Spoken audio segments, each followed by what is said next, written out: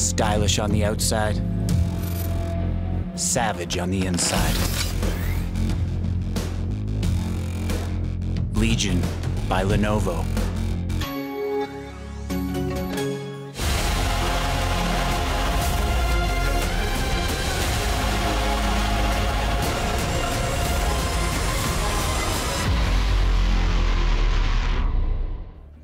Welcome back, ladies and gentlemen. Hopefully you can hear us.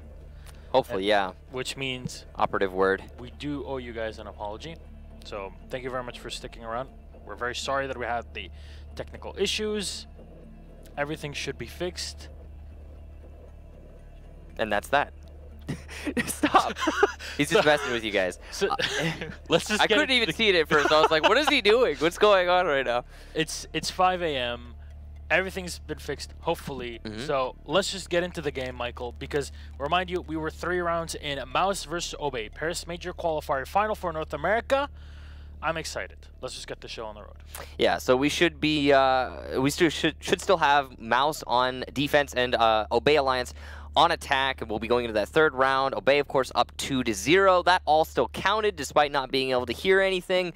And here we go, getting back into it. So, well, I guess we still have everything to talk about. We should probably run people through what's going on, since they didn't actually get to hear us in the lead-in. So here's the thing. When we were starting off, we're explaining that we had North America qualifiers that were going through this entire week, and a lot of them the past couple days. We got to this end. Now, Europe had already finished one of their 2 slots. Orglus beat IDK 3-1, and they make it to the Paris Major. IDK still have a chance to play, actually, against the remainder of the team that Red Group used to play on, with Shockwave and Shepard, a full Russian team that beat Team Vitality in the lower bracket. It's absolutely insane that that happened in a 2-1, and they'll be playing on Sunday. So tonight is NA, tomorrow is Latin America, and then on Sunday is EU. One more time, we'll remind you that North America only gets 1 spot at the Paris Major from the qualifiers. Same thing for APAC, however, EU and Latin America having won 6 Invitational and the Atlantic City Pro League Season 7 finals, respectively, means that each region, each one of those 2 regions of EU and Latin America, gets an extra spot at the Paris Major. So it's great for the region. You always have to keep that in mind as well. And, you know, a region like Latin America are very keen on that kind of point. Yeah, because... well, okay, yeah, let's get back to the game. Unless you want to say. Well, no, nothing important. I mean, Liquid getting the very first Latin American victory for season final, it couldn't have been timed better, because you know, you add to it a slot at the Paris Major. That's huge, and that's the Paris Major is the first major we're going to have outside of the invitationals that we've had. So it's the first non-invitational major, and it's a pretty exciting prospect. But yes, you're right. The game. And Obey are clearing from the west side, as you can see. So the first round we had Obey attack from tower, and they spent a lot of time doing that. The only reason they managed to win the round was actually, I believe, a 4K from Skies. And that was a really good clutch from him individually. Then we've seen Obey shift things up on their take to this basement and start coming from the west side. Now, the most interesting thing to me is that Mouse hasn't chosen to rotate at all. This is the 3rd time they've gone to the basement, and you know, we could see them make something, you know, change here, but the basement hold is clearly not working out great for them so far, and they're going to have to show us something different this round if they want to change that fact, because the way that Obey is setting themselves up, they have everything well in hand. They've got the roamers contained, and they've got the control to start their attack. They also have utility to make it an efficient attack with all that smoke. Yeah, with Obey, it's pretty much been, we'll make sure that all of our attack is set up, and then in a 5v5 situation with the last 20 seconds, we'll push in, we'll 1v1 everybody, and still win the fights, and be up 3-1, and there's only 1 player left, then easy, we just take them. Yeah, and I think that's, you know, it comes down to the individual frag potential, sure. And I think that's something that both teams are well known for. I'm kind of interested to see where Mouse Sports are going to start giving back in kind. Interesting mistake there from a man. He used the wrong lifeline. Instead, using the Gersmont variants, and that's going to concuss his teammate. Slows this attack up just a little bit. And based on the time management skills of Obey so far in this match, that's not something they want. They need every second they can get. Sky is going to be inching his way in here. Will breathe in some of that toxic gas, but it's a lot of smoke and a lot of gas in turn from both teams. And that's going to be a bit of a delay. My man moving into meeting hall, though, gets Hyper, holding on to that flank. We come down to the last 22 seconds. Bosco going to start his push in. The Maestro Cam, though, the Evil Eye, in perfect position to deny this plant. The Gersmots will do the same. Bosco going to hit a lot of damage as the Evil Eye whips away at him. And Vertical's actually going to push up and get that kill. A double for Vert as he gets control and puts that diffuser on the floor. It has not been planted with only 2 seconds left. Sky's able to shut down Vertical, and on 0-0-0, the plant is going down. But if it stopped at any moment, the round is won by Mouse, and it will! The third round of this match will go to Mouse Sports as they successfully hold on to that diffuser denial on 0-0-0. I don't know what to say about that round. You mentioned chaotic. Yeah. Yeah. That was pretty much... This is a scramble to get a plant down because there's no time. It's a scramble to get any kill. And it just... This is as much of a lasagna of a round as it gets. Everything is... That's a good way to put it. It's not as a tasty lasagna. It's just, what is this? How did this even get out of the oven? It's like when you get a lasagna and you take the first piece, but you instead of taking it out of the corner like a civilized human being, you go into the middle and you try to get it out of the middle, and it gets everywhere. Oh no! You know, the spaghetti, it's not spaghetti, the pasta and the meats and the cheese, they all get mixed up. Tomato sauces, everything, yeah. Oh no, disgusting! Why would you do that? Right. So be civilized. But I'm sorry. Where's your manners? It was an interesting round for a number of reasons. I agree, and a lot of it I think does come down to poor time management from Obey, and then good stalling from Mouse. But I talked about this earlier when you guys couldn't hear us. But the way that Mouse and Obey have been playing, they're kind of avoiding each other almost. The way that Mouse has set up their defense specifically. Because Obey, when they cleared from Tower into Meeting Hall, Mouse Sports was heavily focused on roaming on that west side. And then when you saw the shift, when Obey were like, okay, we'll clear from the west side, Mouse is all up in Meeting Hall and Tower. So it's some pretty tremendous changes coming in from both teams. It's seemingly, specifically from Mouse, to avoid the roam clear from Obey. And that's a strategy that can work out really well for you. And it seemingly has so far, or in that last round for Mouse. But you can't rely on the time every single round. So Mouse is going to have to put up more of a direct fight, I think, if they want to have a chance in this match. One thing we did talk about is the Thatcher ban. It's not the case here, which is kind of surprising. Yeah. Knowing that Thatcher is such a strong operator to bring, whether you're attacking, you know, Tower, whether you're attacking Laundry, or even in the kid's bedroom if you want to take from the closet. Yeah, so the whole dance that usually goes around the meeting hall, or sorry, the main hall, the main lobby. I don't know why I'm trying to say hall for some reason. The whole dance that goes around the main lobby drop down regarding the operator bans just wasn't even initiated here by either team, and it's somewhat confusing. It's counter to how we usually see Oregon played. So I'm talking about a Habana ban, a Thatcher ban, a Mute ban, you know, that sort of deal. It just didn't happen here. We saw some pretty typical bans, nothing, you know, surprising, but like I said, something left unengaged in on Oregon in terms of that operator ban phase. The thing is, you know, obviously Mouse not bringing a Mute, not bringing a Bandit, that's something to keep in mind as well. You know, the Echo, the Mira are the only two defenders that are banned. I think at some point, there are teams that aren't really looking too deeply into the possibilities of going for anything outside of those two quote-unquote standard bans, but they're kind of weak, very shallow in terms of the potential that they would bring compared to others. But Grenade will come in on Beastly, take out the Legion. Great timing on that. He hasn't been able to deploy all of his goo mines. Will still be fairly annoying. However, Vertical is on the Vigil, and I wonder what kind of play they are. Oh no! Timing. Hyper just sprays on the side and then goes back up the white stairs. My man will get himself into a goo mine, but he's... What? How did he just get in and go for a... What is happening right now? Obey already inside the building, and Mouse Sports have nothing to counter or deny the plant from a man just inside of A site. Benji will get Vandal. Hyper gonna get my man attempting to retake, but he's swiftly shut down by Benji. That's 2 for him in the round, but at the top of White Stairs, Neptunes will finally kill him as well. It's all up to Neptunes though, as Bosco gets vertical. He's gonna get Bosco, so it's a back and forth continuous here between the two teams. Neptune's going for the gas canister. He doesn't have a whole lot of time.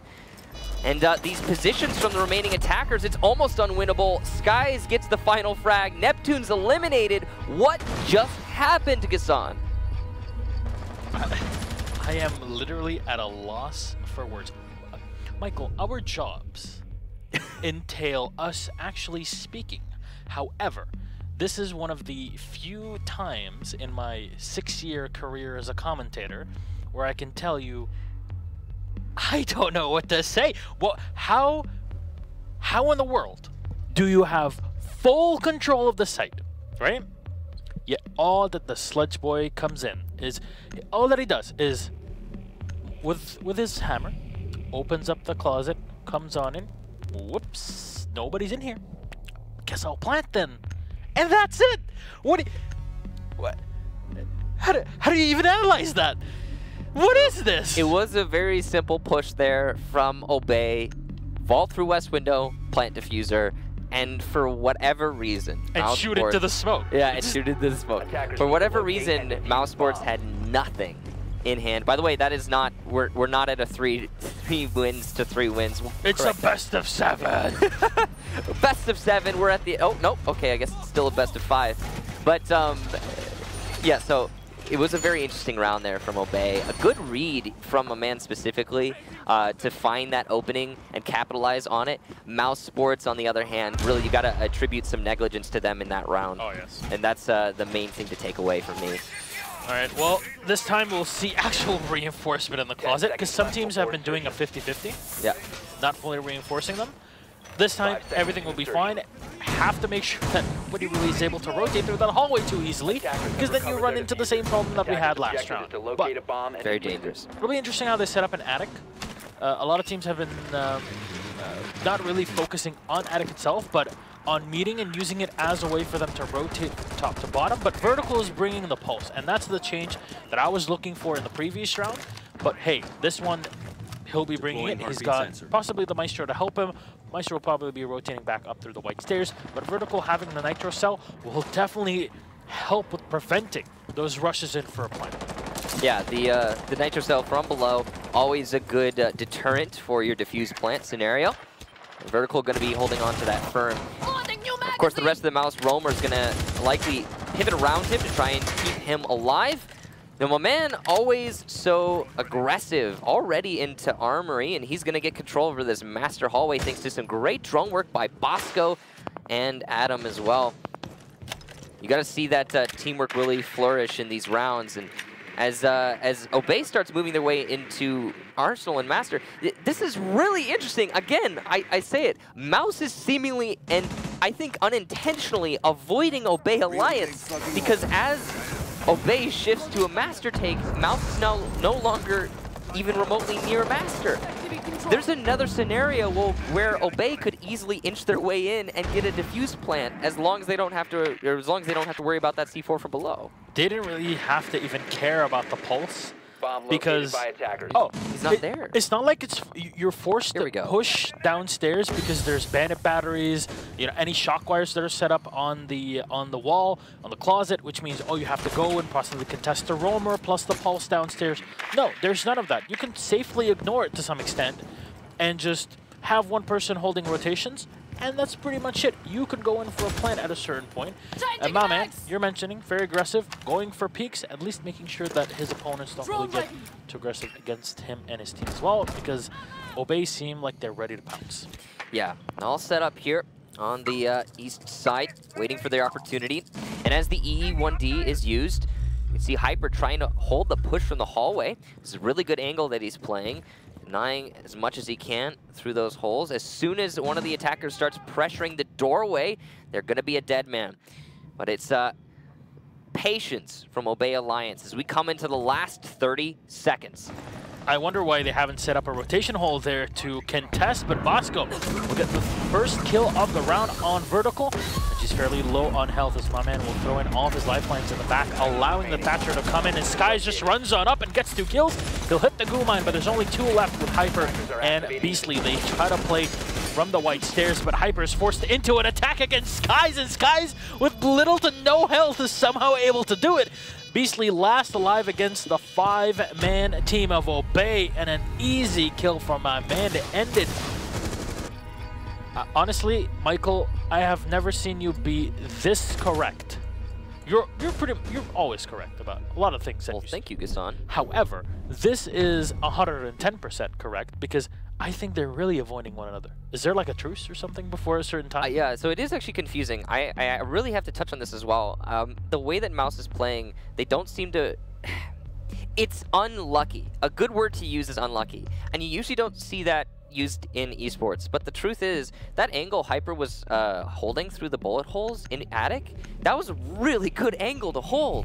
And if he had held it, he could have gotten an easy kill, possibly 2, as that push came out in the last 15-20 seconds. That's when they started making their push. Why would you rotate to the meeting hall? He dropped into meeting hall, and he came off of the hold on the door. And now Hyper, for some inexplicable reason, was the primary hold for that doorway into the main hall. So there wasn't a lot of control that Mouse had. The most important thing, though, was Obey's push, Sky specifically, from the west window into dorms. Because we always talk about this top floor. The way you hold it, you have a crossfire between the defenders in dorms and the defenders at the top of white stairs.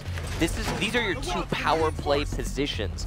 And Sky single-handedly disabled that crossfire and forced the defenders at the top of white. We had 2 of them. They forced them to turn on their flanks and basically nullified them by swooping into dorms. So well done to Skies as an individual performance. Good use of his EE1D, great kills, and as well, the rest of Obey pushing in when it was also necessary to Generator and getting that defuse point. Now, we are at round number 6, which means that our new format, teams will switch around. Look at that, wouldn't you know? It's a bandit. Maybe that would have been a good operator to bring before. Sky's even going for the Frost. And I wonder what he has in mind for that kind of play. It might just be, It's a very interesting roam from him. So the Frost Traps, of course. This is the, so you mentioned it. You mentioned how strong it was. Skies learns from his own plays as well, realizing how important the doors are to hold in terms of those and the white stairs, and he puts the trap right there. I also really like the Legion Frost combo there, because it's gonna potentially be a lethal combo. Insta-kill. If depending on the order, I think at which you, I actually don't know if you get the Legion first, but it probably, it's a lethal. Goo mine, then you have to go for the. But either way, I'm pretty sure it's lethal. Skies, though, having put down his traps, is allowed to roam freely. And he can go any which way he wants. The basement roam was something that we've seen from a number of players. Typically, it's a Pulse that will play down here. You know, the likes of, if you're looking further back, Falco, for example, Canadian, a great roamer who typically plays on the basement with Pulse. But here, not the case. Instead, the Frost, kind of an interesting mix-up, but still potentially useful. It really just comes down to your timing and your ability to avoid the flank hold. Alright, well, Skies is still playing downstairs. My man trying to fire into the meeting hall. Skies will come up through the tower. He's being relayed the information from his teammates, but there's nobody really here to contest them from a mouse push. Of course, Hyper bringing the Dokkaebi would be perfect to use now, just to hear the call and locate the Frost. This Adam will rotate into the small tower. Bosco's on the floor, though, in the meantime. I think that was a grenade that was thrown in from Vandal that downs him. E1D will get used, means the defense will have to stay put for just a second, and there you go. The Frost is going to get detected, quite possibly. Neptunes will get the kill, though, and finish off Beastly. Vertical, what a shot through the tower, but Skies jumps up from the main tower, gets the 2 kills. The third one for Skies! Huge kills here with the 9mm. Even though they knew where he was because of the Dokkaebi call, it was still not enough, and Skies absolutely dismantling Mousesports. The man is insane. Skies on fire in this map so far. He's the only reason that his team is still in the round. Mousesports had full control, and Neptune's going to try and extend that onto Benji, leaving Skies and Maman in a 2 versus 2 against Vertical and Neptunes. Maman from below gets Vert, so no ace for Skies, but still potentially a 4K as Neptune's the last attacker. Inside of the A site, does not have the diffuser. With only 5 seconds left, he's not going to have time to go for the plant. And now he's just looking for frags. This is ill-advised. Wow, through the wall! Skies gets the frag as Neptunes pushes the door. It wouldn't have mattered either way, but still impressive to get the 4K from Skies. This is a level of play from Skies that I haven't seen since he played almost a year ago, actually, at Gamescom at the Season 6 finals. When he still played with Elevate, this is the Skies that impressed everybody with his plays. And we're seeing him again. This is the Obey that everybody was fearing. Everybody was thinking, will Obey actually turn into the super great frag-heavy team? Or will it just be a failure because they don't really have much in the way of strategy compared to other teams such as SK that even Canadian was mentioning, you know, they like to play out of the box. Yeah, and it's clearly been working out for them. Yeah, to say the least. Obey Alliance right now in tip-top form thanks to a stellar performance from individually Skies, but the rest of the team as well. Everyone putting in the work. In the meantime, Mousesports haven't really shown us much of anything so far. The only round that they've managed to win was a singular defense of the basement. And since then, they have struggled to put anything on the board. Skies with 9 kills after the rehost. Yeah. Before the rehost, he had upwards of 5 or 6. So I believe he had 1 round with a 4K with the Lion. Yeah. And so there's nothing less than 5 or 6 kills that he had. Yeah, he had about 5 to 6 kills in that region, possibly more. So he's doing really well for himself. 15 kills in 6 rounds, if not more. Yeah, is as our Brazilian co-commentators would say, muito impressionante. Yeah, it's pretty insane. Very impressive indeed. So Obey now going on to the defense of the basement. So there's not a lot for us to work with here because they haven't defended basement yet. It's possible Mousesports, they really just needed to go to this site. Maybe this is where they're going to be comfortable, but based on the fact that Obey is playing highly tempo-based, I seriously doubt it. You can see my man, speaking of tempo, trying to set it, having that window prepped and ready for the run out for that vault. It's all going to come down to his timing. Sees the window broken above him. That will likely prompt a vault out in just a bit, but Vandal's going to see the position here from my man and call it out to his teammates, which is going to prompt Hyper to go for the fight. My man's playing this a lot safer than I would expect from him, but I think really smart considering how much time he's wasting. Now, Drone's going to spot him as well. He's going to take a lot of damage from the grenade. Vertical coming in from the side. Because they droned him, all he had to do was just spray into one angle on the stairs, and unfortunately, that stair obviously has wooden panels, and you can get shot. You can get shot through them, and bam, there you go. So that's a minute there that was spent from a man forcing Mousesports to use some of their utility as well. But honestly, I don't think it was worth it. He needed to eke out just a little bit more time to make it a valuable roam in the tower, especially considering, as you can see, Hyper on Tokavi going to be able to hack those cameras. And, you know, it's not the most useful utility in this game, to be honest with you, but it does give you a lot of valuable information, especially considering Skies is on that Maestro. The Evil Eye is, of course, you know, indestructible. They're still going to gather information for both teams now. You can see as soon as Mousesports lose a man, they're going to have their post-mortem player likely on the cams for the rest of the round. Pretty much. And obviously you mentioned that Hyper can just use all those cameras now. Well, the entirety of Mousesports can. So they know what angles to expect when it comes to those Maestro Evil Eyes. So having one player just to look at them will definitely be a big boon. And Paisley finds the shot onto Adam for the hallway. And Paisley needs to ekes out the second kill. Obey on the side with Benji, Bosco, and Sky still alive.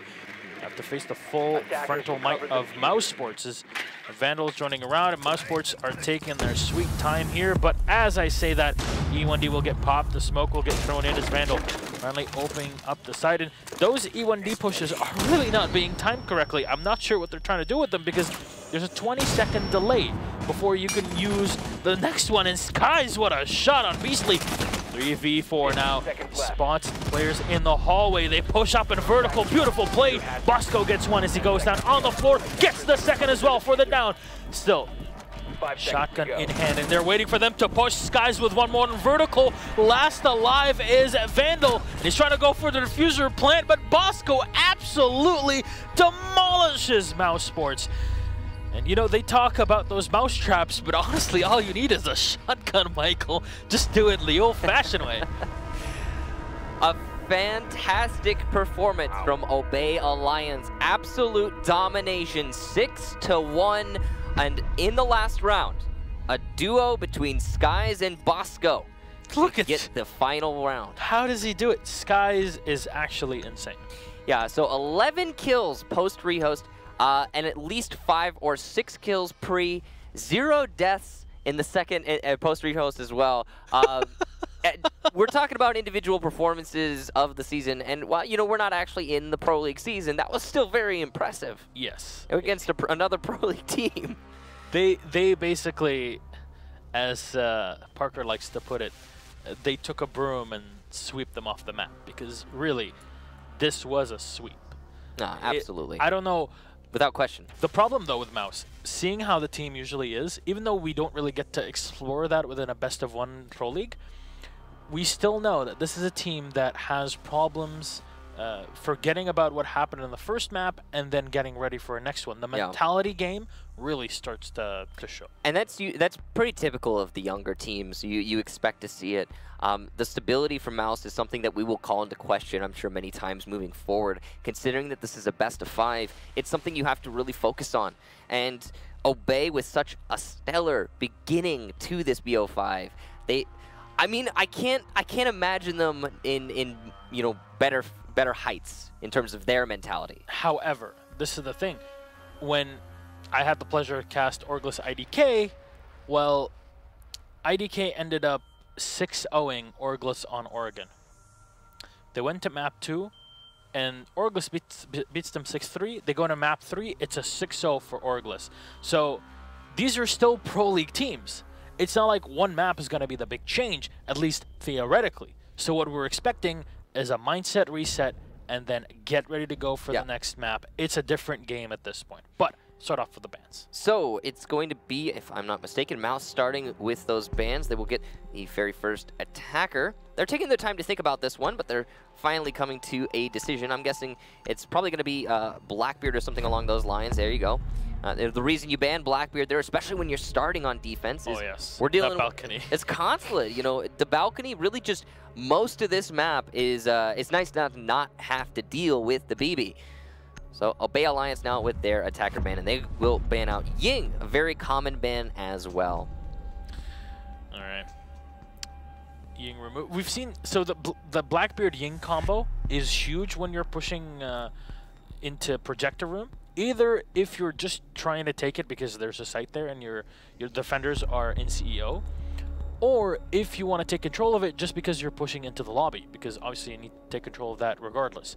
So that combo removed means the attack is a lot weaker when you're playing lobby or on CEO. But defense, we'll see Obey Alliance banning the mute, make Garage a bit easier for the attackers because we know the power of mute on that site, at least from what we learned of Falco back in the day, a year ago, and then how things have evolved since then, and then Echo. So which means Mira is actually going to be played. So I talked about this with Parker actually in the last broadcast I did with him, and Mira on Consulate, while relevant and useful, is not the most essential operator as compared to other maps. I think the Echo ban was smart. The one thing I'm confused about is the mute ban. I guess I understand why you would want him gone. There's a lot you can do with mute on this map, but as compared to Oregon, I mean, you know, it's equally useful. So seeing him gone here, you know, I'm just kind of confused by it. I think it would have been more prudent to even, you know, ban out a Mira or something along those lines. Maestro maybe. Maestro really useful on this map. There's a lot of options. The only thing Mute's really going to give you an abundance of is the ability to roam freely without worrying about drones.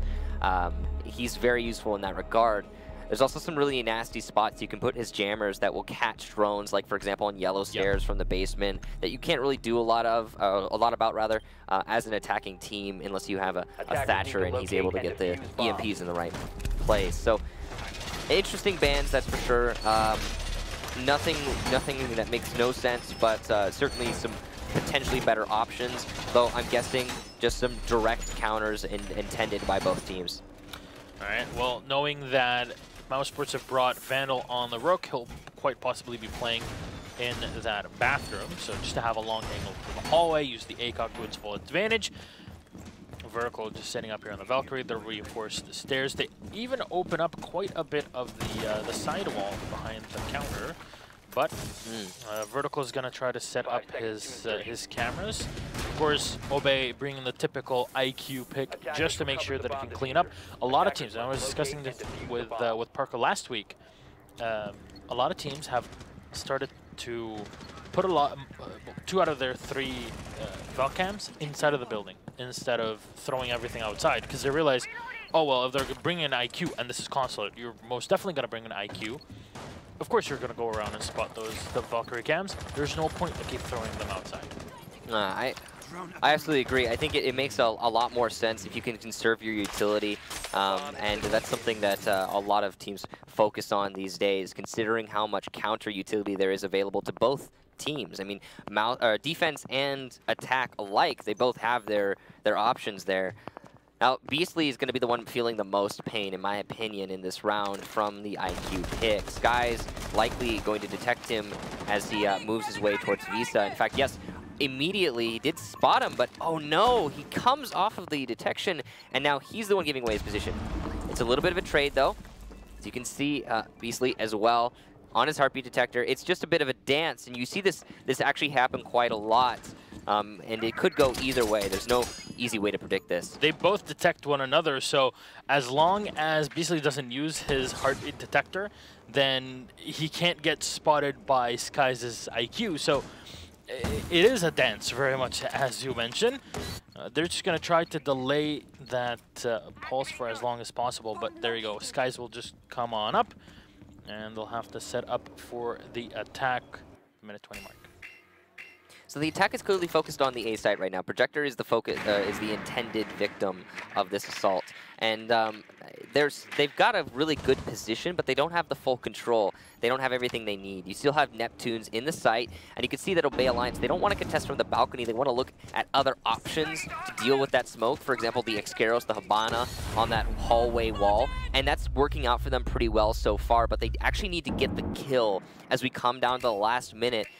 Sooner rather than later. The longer this goes down, the more the smoke is going to be able to delay with gas canisters. A lot of damage done to Vandal in the back, but Neptune still finding a shot with the shotgun on my man, eliminating the Zofia.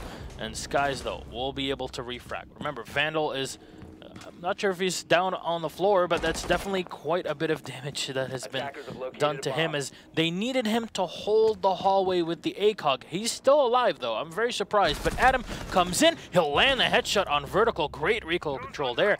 But Beastly is still in the lobby. Hyper gets Skies, and you can see there's still a C4 below. With only 10 seconds, it's going to be a stick from Bosco. If the timing is right, this could be an easy win for Mouse, but oh no, Adam! Pushing into the main lobby, gets Beastly. Hyper onto Bosco. The diffuser is down and not being planted, though. Regardless of the C4 being denied, the defense will take the round. Mouse Sports, oh so close, but the victory still in hand. I cannot believe it. Everything was going the way of Mouse at the start of the round. Obey were able to bring it back. Then Mouse actually pushed onto the site in a 3v3, took over the plant. And the instant that C4 was thrown out, Adam comes in and saves the day. But as that happens, they kind of forget, hey, there's still an ACOG that we have to deal with, and we haven't really played our position correctly. We didn't really contest from the connector room, and that's pretty much the loss in a way that really should not have happened. And I think at some point, Mao, at some point, Obey tunnel visioned so hard on getting the kill, they forgot that that diffuser was still not set. Yeah, and it's truly a series of unfortunate events in that round for Obey, but it all, to me, started with their lack of aggression and ability to deal with Neptunes inside of Projector. Neptunes, as the smoke, was allowed to play the position for just too darn long. He also got a kill as the push was coming in, and did a lot of damage outside of that. So something that Obey is going to need to focus on moving forward. It was interesting to me as well because you saw Neptunes had been detected by the drones, called out by the drones, and we had Obey members on the rappel by the A balcony. There was so much opportunity to get the kill on the smoke who was so exposed, but it just never happened. All right. Well, Obey now have to reset after that round. I mean, looking at how they played on Oregon, how they were smashing into Mousesports and beating them in every single 1v1 or head-to-head fight that they would have, it's odd to see them in this situation here now on map 2, but Obey will try to reset as Neptunes is still going in for the setup. It's a long angle to try to go for, but as Bosco getting the first kill, the bearing 9, and I think the smoke was just rotating somewhere, and What? what What is going on? they just run in. Obey just run in, and the diffuser's been planted. What is happening? Skies with the waltz in, the diffuser down. I mean, Mouse is actually lost hyper as well. No, he's on 1 HP at circle desk, but he's right next to the diffuser at a long angle. He's not going to be able to deny this. This is a lost round already, despite the man count. There's no way that these attackers give up the diffuse plan. Beastly waiting for the E1D to expire before going for a run out. Vertical going to be dispatched by Benji. It's all up to the pulse, and at this point he's just looking to pad his stats. He doesn't even have time to physically get to the diffuser in order to disable it. And Sky is going to be the one to do the padding. He will get Beastly. What did I just watch? They just realized, okay, well, there's only the Jaeger in.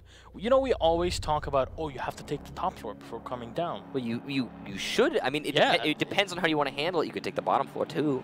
I mean, there's options, I guess. But E1D followed up by a waltz into the site and easy kills. And that's the thing. They didn't plant on the other site. They planted literally at the lobby doorway where there was a Jaeger and the Pulse playing from behind him.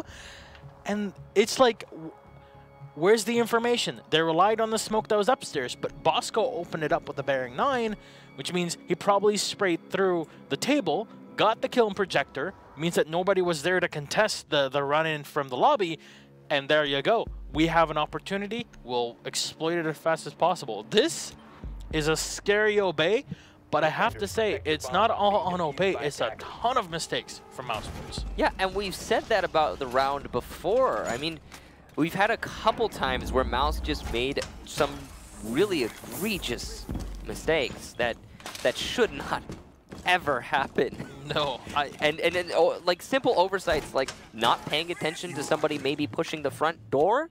That's a great example. Now, they're going to be setting themselves up on main lobby again. They don't want to go to the basement just yet, clearly. But I'm sure, I am very confident, they're not going to let the same thing that just happened happen a second time. I sincerely hope so anyway. I pray for the baby Jesus that it does not happen. There's normal Jesus too, Gassan. He wasn't always a baby. We're all babies on the inside. Gotta go fast, man. Well, fast. Mr. Sanic over here. This guy's coming in. He's been running around and just getting fragged somehow. It seems like they've been just given to him. But coming in, Bosco's gonna throw up his drone to drone it into the admin office. Not going to find anything just yet. Beastly is playing down below in the servers, and Skies should be the man to detect him, and that's exactly what he's going to do. Kind of try to run in using his cassette tape there, and he'll spot him below. He doesn't really want to expose himself too much, as he can get shot from below it. Beastly just sticking to it. I think this whole pulse thing is not going to work out with the IQ. Yeah, Skies has been on top of his IQ play, and Beastly, as such, from below, see what I did there, not going to be able to use his heartbeat detector very efficiently. Literally on top. All right, well. I'm a comedian, by the way. I don't know if you knew that. It's another career path, right? But there you go. My man will open things up here, take down the barbed wire. Of course, with the help of Bosco, have a bit of an angle to play with into the projector room. This guy is going to set himself up, as he still has grenades to play with. And very quickly, Obey with 1:30 on the clock. They're already getting that checklist done ASAP. I have to say, they are very, very efficient in this push. Yeah, having control over projector is going to allow Obey, well, subsequent control over the B bomb site. But they have to be worried about the Maestro cams and other forms of counter plant utility, potentially C4 from below, still from Beastly. While the floor is not destructible in the B site, there are plenty of drop downs the C4 can sail through in order to deny that plant when it eventually comes. Skies, the one holding the diffuser, is ready and willing to push in through that front door, just waiting for the perfect opportunity. There is an evil eye from the Maestro of Vandal that is set up right on that circle desk, so they'll have to deal with that, trying to bait the Maestro into actually opening it up to use it. However, Beastly's still playing downstairs in the service stairs, and he still has that C4 in hand to use whenever need be. Skies, though, will have the opportunity to come on in. C4, does it have the reach? Yes, it does. Beastly, beautiful throw onto Skies to take him out. Now it's Mousesports with a man advantage, but Adam somehow still running around on the Thermite will get the kill on Beastly. My man, realizing he might just get contested from the bathroom, will have to move into the circle stairs as Vertical gets 2 in a row. Bosco with the refrag, and we hit the 10-second mark as, well, they just jump right into Obey. Benji and Bosco to clean up, they will get cleaned up at the end of the round, and Maus, excellent read, and I have to say, excellent understanding of their mistakes in the previous round, that's for sure. Yeah, they really shored up their defense there. While Obey efficiently got the top floor control that they needed over by Projector, they didn't get full control. They did not clear out CEO. There were still roamers from Mouse upstairs, and those Thorns left unchecked really did put a big pain in the side of Obey. The most important thing, of course, though, was the roam from the Pulse downstairs. Beastly, excellent job. Well done. Truly, props to him. The C4 on that angle is not easy to hit, especially considering the way that projectile throwing works in the game now with the momentum. It became a lot harder than it was in the past. It used to be you could just sit in a specific location, put your crosshair in a specific place, and the C4 would hit directly on that main lobby doorway. But now it's a little bit more tricky where you have to line up the movement perfectly, and well done to him for achieving that. You know, we see that C4 toss used actually quite frequently, but it only rarely is successful. Yeah, just because of the changes now where your speed, the literal momentum is calculated as well within that throw. So not only do you have to position your crosshair at the end of the throw, but you're also positioning it in a way where by the end of your small run-up, you actually get the maximum reach from your C4 throw. But we go back up into CEO on round number 4. We'll see how this setup for Mousesports happens as they're bringing the Rook again. We're seeing obviously a ton of ACOG play from the bathroom. It makes a ton of sense. Obey Alliance still sticking to the line. We've seen their pushes with just, hey, we'll just use an E1D, freeze the defenders in place for a few seconds, and then be able to advance in our pursuit of the second. So the camera's going outside. Sky is very likely to find them, but you can see Vertical was going for distance there. It's possible Skies might not detect the whole outside of the building. You know, it's actually really difficult at times to sweep up every single inch of outside of Consulate and inside of Consulate as an IQ. And there are players who will pull it off, but it does take a lot of practice, and you do have to focus on, or actually thinking about what sections you want to go for first. And you have to do it in a very calculated manner. Interesting hole being placed for a Valkyrie cam here by Vertical in likely the main lobby. I like that. Because that exact angle, you can actually spot from above and from below at the same time. There's a similar spot on Coastline with one of the hatches that they can use. So He throws it down. He'll have a full line of sight, pretty much the entryway of the site above. But the attack is mostly coming here from the yellow stairs and the B site. So interesting cam, will it be useful is the question, as Obey are set up very much on these B windows, waiting for their opportunity to make the push. Sky's at the top of yellow stairs. This control cannot be forfeited so readily by Mouse Sports. Allowing your the IQ of your opponent to get that angle establishes a crossfire and makes the attack so much easier. E1D gonna detect a lot of Mouse Sports, but no victims yet. Sky's going in for the drop to open up a bit of an extra angle for him to play through into the connector room. Obey are on their drones, and I'm just gonna try to pull those defenders back, but Mouse are not really flinching at all. They're just playing in their same positions, and they're waiting for the attackers to make it happen. It's really confusing. You can see Obey are waiting for their counter pushes, but the counter pushes aren't happening. You still have Vertical with a potential C4 downstairs, but it just doesn't look like anything's going to contest here. Explosives is going to get thrown in, and a couple concussions here. And my man will finally drop the kill, a second one as well for Skies, but Vertical gets the kill on Bosco. Now the Habana's already done her job, so it's fine and dandy to loser it out for the C4. The MPX now won't be able to do much, and they'll have to rotate away. Vandals on the floor, down, no more Rook to play with that. ACOG is Vertical coming around from the yellow stairs. Beastly though, trying to use those Habana holes to his advantage. Vertical still coming around to get the kill on Skies, but Benji has a full reinforced wall behind him, and he can just stick in the one position in the cubby and make sure that he does not get pushed easily enough. He also has cross angle from the buck, and as I say that, he goes down. Benji with the 2K. There's still one more man alive, and that's all up to Vertical. The close angle being set up with barely any time left on the clock. Vertical will get spotted, and he'll have to run in. There's already no time to play with. And then Benji to end up with the 3K at the end of the Lion. Vertical will go down. Obey Alliance to set another round on the board. So this is a much more even map than the previous one. On Oregon, if you missed it, it was 6-1 in favor of Obey Alliance. Now here on Consulate, we've had a back and forth. No team has gotten 2 rounds in a row, but we're here now at a 2-2 even split. So no clear victor just yet. And I like that we're going to have some competition outside of Oregon. We have to enter round 5, so this is the last round in this first half, which means it's the last round that we'll see Mouse Sports on the defense. Now, for you, a lot of people have been starting to talk about certain maps being more attacker favored, defender favored. Where do you think you can draw the line for the defense on Consulate to be like, okay, you've had enough rounds and you can be happy with what you got in the first half? In my opinion, through and through, Consulate has got to be one of the most well-balanced maps in terms of attacker, defense, or defender-favored sides. I think it is really true to form. It's a very pure map.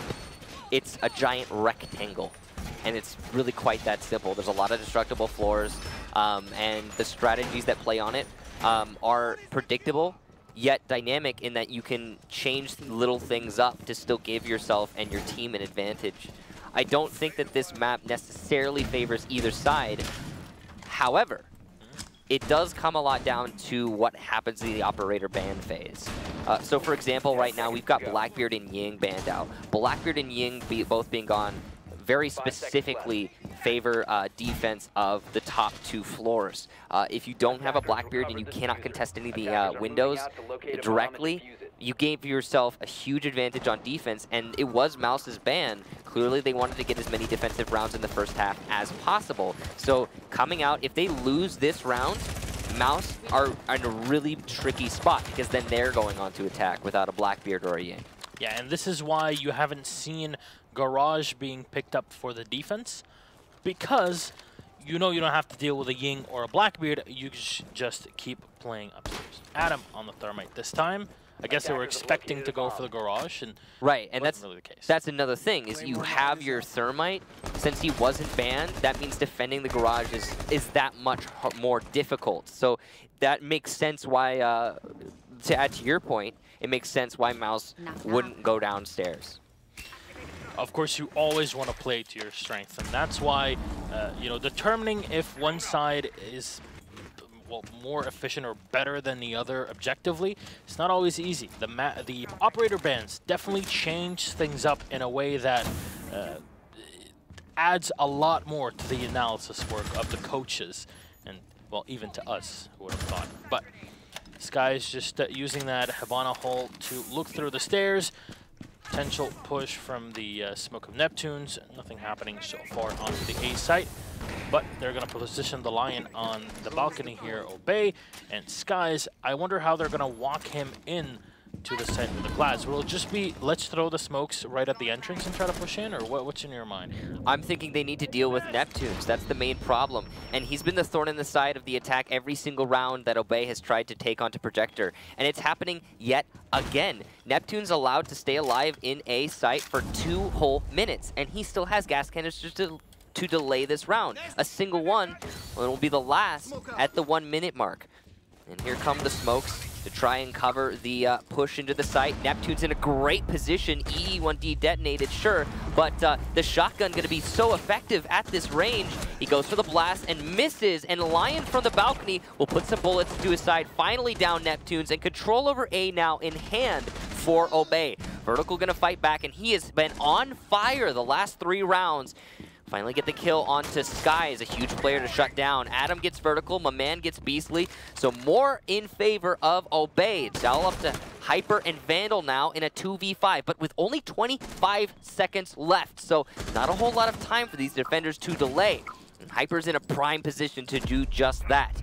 Last EE1D, Hyper misses the shot. Oh no, my man on top, and that leaves just Vandal from Bathroom, and he's gonna have a tricky situation to fight out of, as the diffuser has been planted in the A site. Goes for the challenge on the long desk, will win that against my man, but he's gotta find 3 more.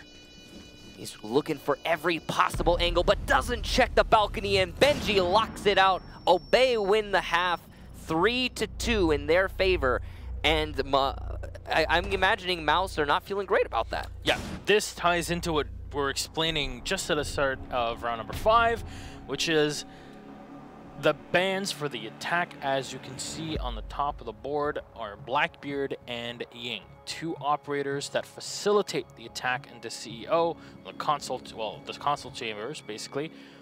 So, having lost the defense, once you have that huge advantage, yes, you can definitely say 2 rounds is not enough. You know another thing, we do have Mute and Echo being banned, so the attackers are definitely going to hurt more on the top floors, but then also the defensive bans, I would argue that Echo and Mute both are most effective when defending the basement. Yeah. Because Mute is best when you use him to counter or to allow for easier roaming, and you specifically use these Mute jammers on the top floor to hide the footprint of, not literally, of course, not Jackal footprints, but you know what I'm getting at here, of your roamers upstairs. Yeah. And then the Echo is best used to deny the plant when pushing in through Garage. Now, of course, it would have been great to have an Echo in that last round. I'm sure Mouse wish they did have one there. But, you know, we're talking about most useful here. So the attacker bans and defender bans are a little bit lopsided in what they favor, and that's kind of interesting. It does really mean that, you know, both teams are going to be highly favored when they're defending on the top 2 floors, as we're just reinforcing that point even further. Basically, you have these 4 operator bans.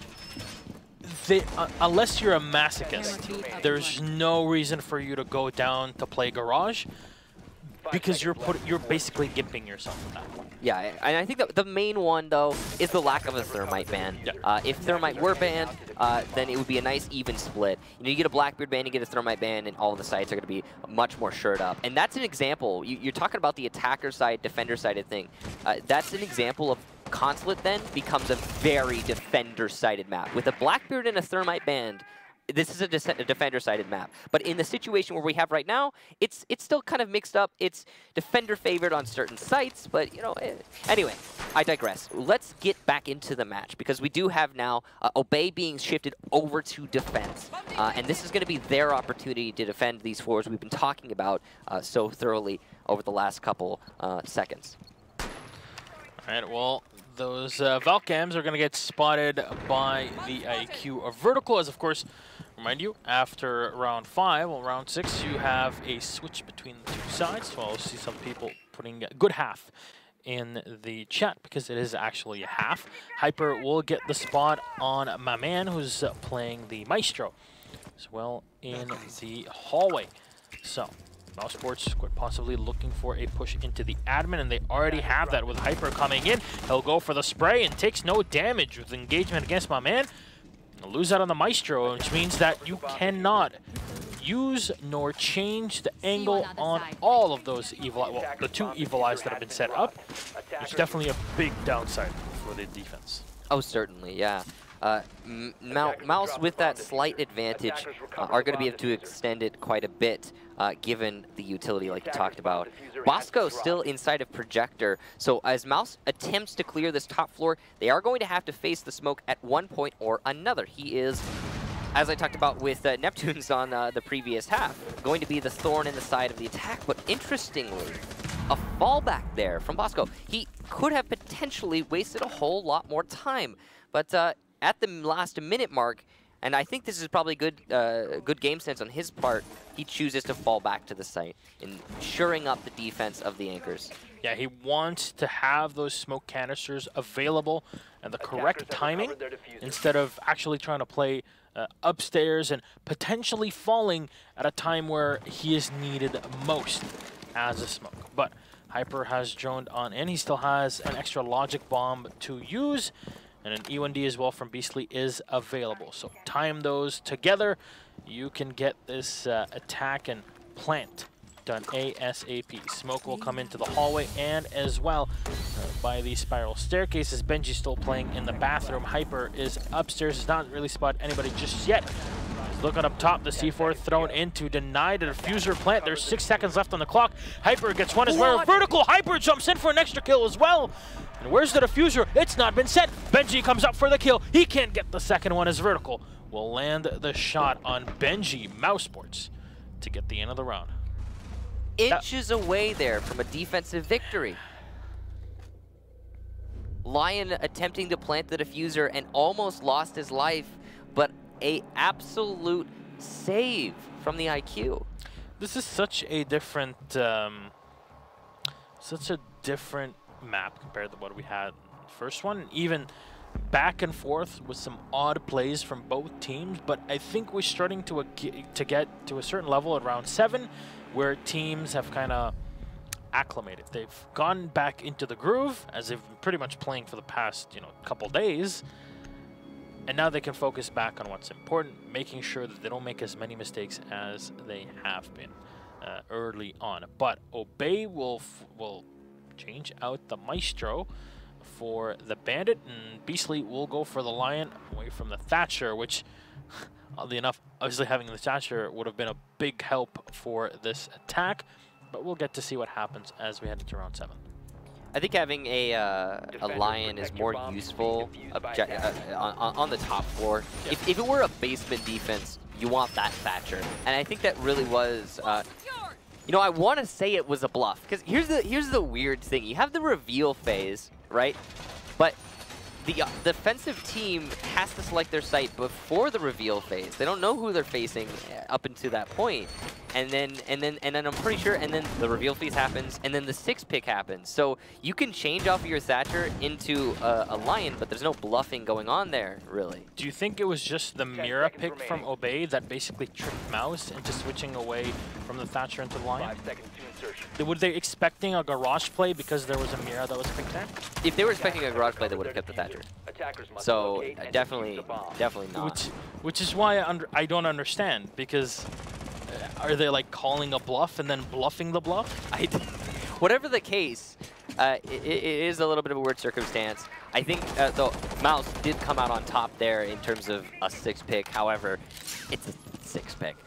So moving on, defense of the top floor, as you can see, in order to delay, there are going to be some players from Obey focused on that admin office. That's specifically my man with the mirror window, and he's going to be able to bandit trick his own mirror window. So that's really good utility for him. All right, well, At least he'll try to waste as much time as possible. Yeah. Playing in the office as he peeks out. Nobody really contesting into admin, as it seems like Mouse Sports are going to completely play away from that and try to push up on to the western. What an impressively efficient rotation. I didn't even notice it, to be honest.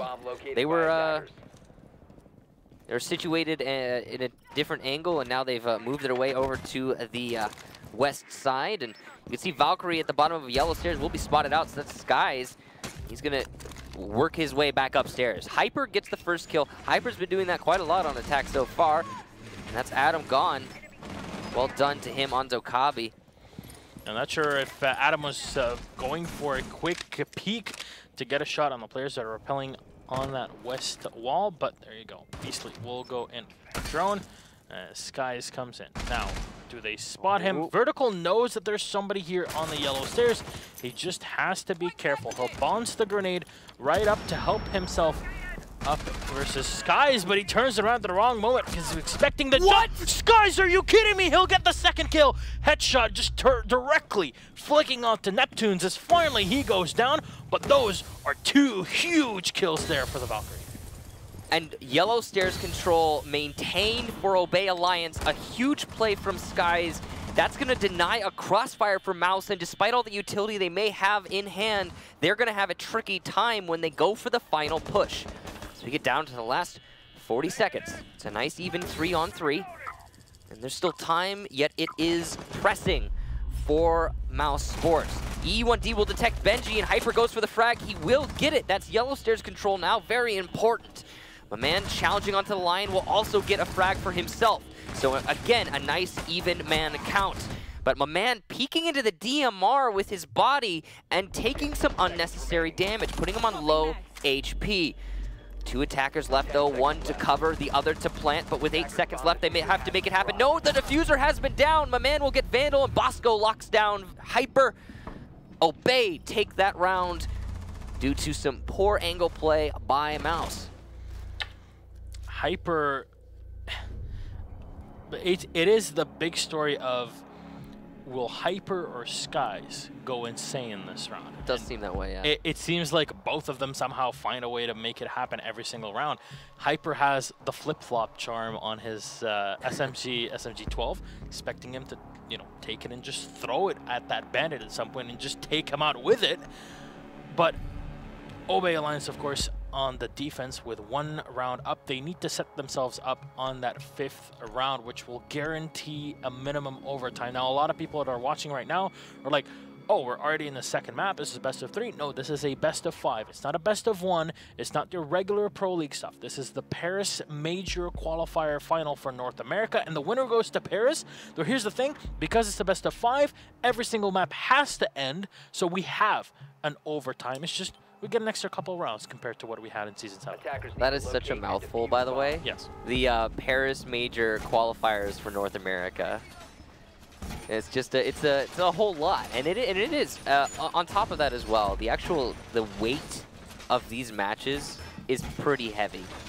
We talked about it a while earlier. Wow, look at that! Hyper and Vandal with 9 frags between them, or not between them rather, for each of them, and Beastly, Vandal, and Neptunes.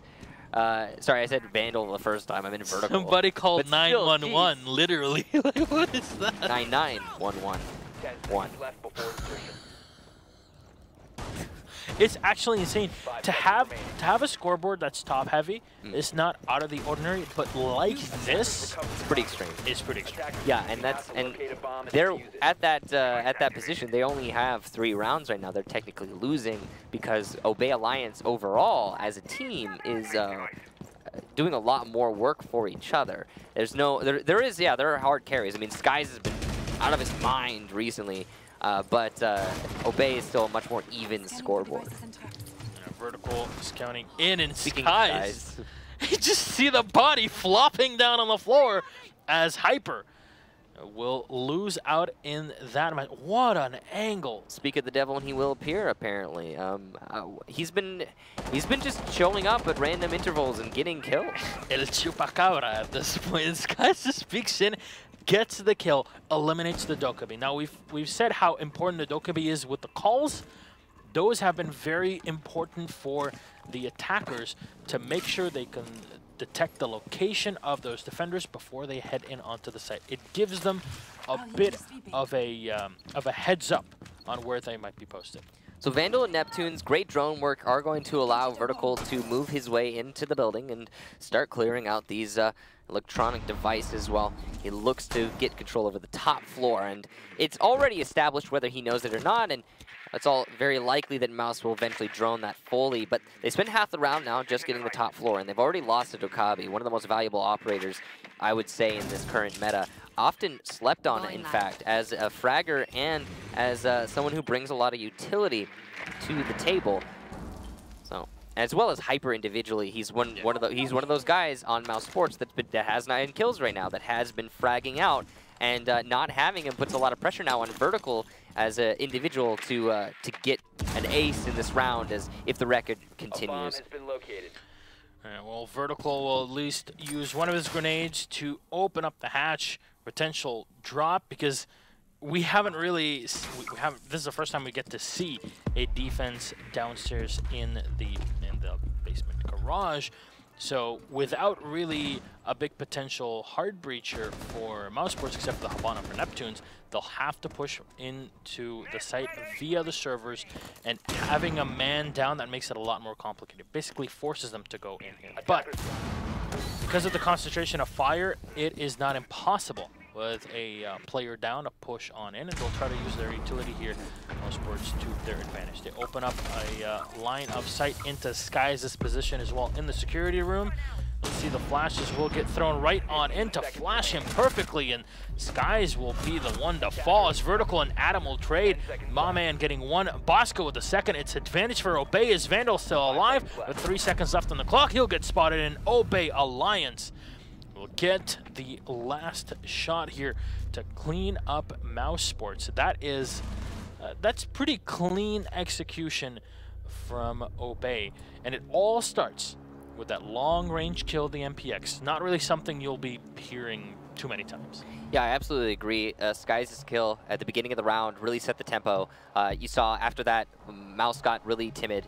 They started slowing down. They took half of the round to clear the top floor. All the while, defense is on the bottom floor, so about as far from the actual objective as you can possibly be. Then after they got control over the top floor, which interestingly, they used their entire team to establish, including their thermite. After they got that control, they decided to do a locker hallway push. And ladies and gentlemen, if you're not familiar with Consulate, I'm just going to give you a little information. Locker hallway push is akin to a west side push onto the top floor on Oregon. If you're just coming from the white stairs and the west window, it's usually not going to work. The other team has to make some pretty massive mistakes for that to be successful. So the reason that locker hallway pushes are so darn hard is you don't have a lot of vertical pressure that you can establish if you haven't been working on piano for a long period of time. And they hadn't. Mouse had not been working on piano. They were pressed for time. They needed to make the raw push horizontally. And then because of that, when you're coming in horizontally, you don't have any vertical pressure. There's no crossfires for you as an attacker. There's no way for you to fight hand-in-hand with your teammates. You're just pushing in through two 90-degree angles, those double doorways, and the single doorway in kitchen. That's it. That's all you have really to fight with. So it's not an easy attack to pull off, and I can't fault Mouse Sports for not making it work, but I can fault them for choosing to commit to it in the first place. And they needed to do something in that position, because the problem is they had the Habana that only still had, I believe, 2 X-Kairos that had not been used. So their overall mindset was, okay. Not anymore. Sorry, I had to. I love every single time there's a huge Battle Eye ban wave. I just love it. I just feel so happy inside. Yeah, I'm pretty excited for the coming one anyway. Continue your thought. But the Habana had limited utility that was left. So what could they have done in the meantime? They can't go through the garage because there was a bandit on the defense. Right. Obviously, the entirety of the garage had already been bandited, so you need to take control of piano. But you're a man down, so you can't afford the manpower because the defenders know that they can overpower you and push against you, use those stairways to their advantage because you're trying to still cross to the other side. It's not an easy position to be in. And Mousesports, even though they're great at rotating to another side of the map, in this position, they kind of got flabbergasted. They didn't really know what to do after that first frag that came in from Skies. I think that's really it. Yeah, it was the momentum set from Skies, but I mean that was the last round. I agree with you though. This is the now though, and we do have Obey Alliance yet again setting up pretty heavily on this top floor. As you can see, Projector going to be a point of interest for both Mouse and Obey alike, as we're defending the middle floor right now as the actual bomb site. Basically going in for the drone as the E1D will get used to ease the Dokebi's way inside. We've seen Hyper consistently playing here, but he'll check the hallway and he'll spot there's an extendable shield that's played in front of him. Consistently playing there and also consistently getting frags from that position. Hyper's been on fire for this match, and he's going to have to continue that. The problem is when you're in a position where you're getting a lot of kills, eventually the pressure does get to you that you have to continue to get those kills. Otherwise, your team becomes toothless. Bosco, ooh, eating a nade from Vandal. Well placed, but Bosco not able to rotate out in time. You could see he was actually making a break for the drop down, but it was too little, too late. Hyper still contesting the middle here with Neptunes, making sure nobody's pushing in from the spiral staircase. There's defense, obviously the sites are downstairs, the main lobby, but Mousesports still trying to take control of the top. My man playing ACOG as well, making sure rotations are a lot more complicated for the attack, as Diffuser is going to get set here by Vandal. You see the smoke mines that have already been used up. Benji will go in for the C4 throw, and it will connect. Vandal's on the floor with Skies getting one more in the Ella this time. So one more for my man playing with the set me here. Benji holding off. He's got the perfect angle to deal with the Lion as Hyper comes in right into the line of sight of Adam. And Adam will land the last kill with the Jaeger. A good map to go the way of Obey Alliance as they set the tone on a 6-3 win and a 2-0 total. Michael, what does Mouse have to do to get back into this? Well, Gassan, honestly, they need to shore up their mentality, but I can't say that they're going to be able to make the necessary changes in time, because we're talking about a best of 5, and it can be a bit of a slog, and it can lock you into your most horrible habits. And right now, with the round count overall in this best of 5 being 4-12 in favor of Obey, it is a stark contrast between these teams, and much more so than I would expect in any given situation. But I don't know if Mouse can really change enough to get themselves, you know, on top of this BO5. Yeah, honestly, you're looking at a much better performance by Map 2. However, we didn't really see that. But also, it's all about the individual plays somehow for both teams. Yeah. It was consistent individual play for Mousesports that got them all the way to those rounds, but kills are not enough on their own.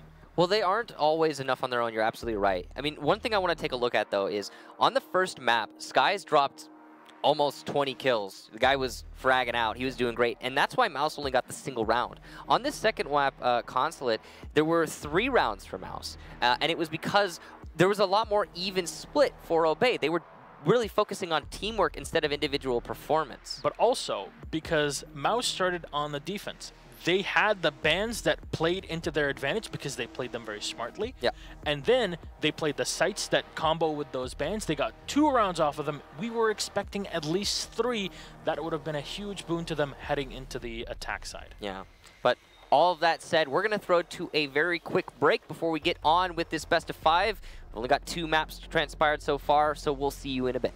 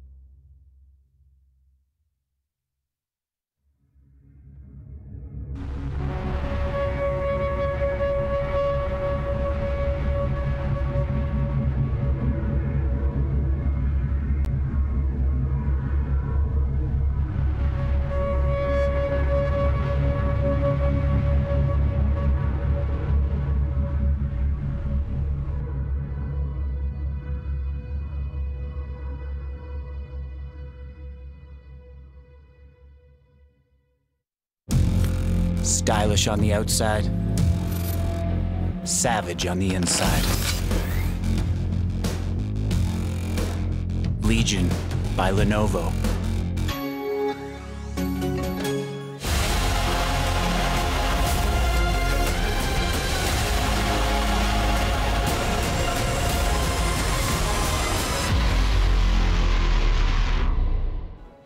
Welcome back, ladies and gentlemen, from our quick break. I'm Rassan Milos, the Medic Finch, of course, with me. It's the wonderful, very energetic Michael Kickstarter Stockley. No introductions needed as well for anybody in general. That's true. At this point, people know who we are. Right? And despite, we will still give them. Yes. Because it's fun. I don't know. But we have a very interesting best of 5. Now, we've had 2 maps transpire so far. We're getting into the 3rd. We're just going to jump right into it. We're not going to waste any time. We don't need to do that. Bank, the 3rd map of this series. And I don't know about you, but I'm quite excited to see how this one plays out, given the 2 teams' individual play styles, how similar they are, and how aggressive they are, and how open this map is and to that aggression. Oh, I cannot wait to see roam games that'll be set up, especially by Obey, but to mention specific MVPs in my mind for this, Hyper and Skies, the rivalry in this matchup that has definitely been fired up on all cylinders. But we'll see. Our bans here as Ying will be the first one removed from the matchup, as Mass Sports will go for the second attacker ban. If I'm not mistaken, Obey has banned Ying every single one of these rounds, so it must be a very clear counter ban. They don't like getting flashed. Yeah, they have someone in mind, I'm sure, on the other end of the fence that they just decidedly do not want to deal with the Ying play from. All right, taking their time here. Mouse Sports says they'll go for the second attacker ban, and it'll be Lion. All right. Wow, smart ban, I have to say. I see this, and this seems a lot like an attack that'll be pushed into more of a Dokkaebi Jackal instead of, you know, Dokkaebi Lion. No, I absolutely agree. It'll definitely be that, and those are both very useful operators, especially on Bank. One of the big problems is you ban out your Lion, but we're talking about Bank yet again, and Jackal is so good here that he cannot he's not the same. They're very different operators, but you can justify bringing a Jackal now in lieu of that Lion. Echo the ban out, and we've similarly to Ying seen Echo banned every single one of these maps. Mira final ban, probably. Probably. No, you. Oh! Look at that. So we will have boy. Mira. So Mira is actually really useful on this map, but it's a similar case of a Consulate, for example, where she's not the most essential operator. You can live without her. She does make your life a lot easier, though, as per usual on defense, no matter where you really go. Though I think on Bank, she's a lot more effective than on Consulate, because you can play her on CEO, you can play her, you know, downstairs, playing in the basement, or open area. Open area, to hold it effectively, you kind of need a Mira. Yeah. Otherwise, you don't really have information on where the cross angles are being set up by the attackers, and you kind of just end up dying without really knowing what's happening around you. But I want to see the mindset around the setups here. Operator picks as we go into the 6th pick phase, and as we said, Dokkaebi Jackal, nothing surprising at all with this. Mentioned Jackal being so important, and even if this is a wow. Oh, well, that's also makes sense, you know. Jackal or IQ, they both work on this map. I mean, IQ is universal, Jackal great on Bank, but it is going to put now in the minds of Obey Alliance that they need to worry about where they place their footprints, which means that the Obey roamers might not be as, I don't know, aggressive. They won't push themselves into rooms where they could potentially give away footprints and be detected. So smart play. Because you can't see that 6th pick, obviously. Right. So because of that, you can trick your opponents into, you know, playing a lot more of a turtle style. Though, because of the fact that there's the Mira, it would still work out for the defenders. Yeah. So top floor defense, not, you know, in the past, if you talked to me 2 seasons ago, maybe 3 seasons ago, not 2 seasons ago, and you told me CEO would be one of the most defended sites on Bank, I would scoff at you, and I would probably be very dismissive, maybe even condescending. But it's I can see that. Yeah. Yeah, and it's not the case anymore. CEO has turned into one of the more played sites on this map. I guess just the purpose of the meta. I mean, you've got a lot of utility that is seeing more use these days. For example, Castle, as you can see, picked by Adam. And you've got a lot of operators that are useful at locking down anchors and really pinching them on the attacking side. And they're less useful on CEO. Also, that angle play from Garage that used to be, oh yeah, you can't play CEO because the attackers can see you from Garage. I mean, this is not really applicable anymore. I don't think there's anyone on the attack who's really going to put too much time and emphasis on that. And then I don't think there are many players on the defense who can't contest the angle and just win it outright. So, you know, CEO is a very viable site in this current meta, is the point I'm trying to get at. Hyper has taken a lot of damage in this round, and he's going to go for a reset. Vertical dropping on down. Will he start contesting the window? It might just be seeing grenades cooked and timed in to take control of, well, basically destroy those castle barricades that are set up, because those make the crossfire that IQ wants to set up a bit more difficult once push comes to shove. So Neptunes is going to start opening up a couple of holes here to play with, and we talked about this before, the impact grenades that you can use to take down the utility. Unfortunately, it won't work out for Adam this time, as now Obey Alliance will be forced to play from the back of the site. Now, Janitor has not been contested, so that is one place that they'll have to be fearful of, because Skies is sitting behind a mirror window, and he's got the whole wall open for him to shoot. Yeah, so even though you've got the control you want, it really is kind of pseudo, as you aren't able to use it.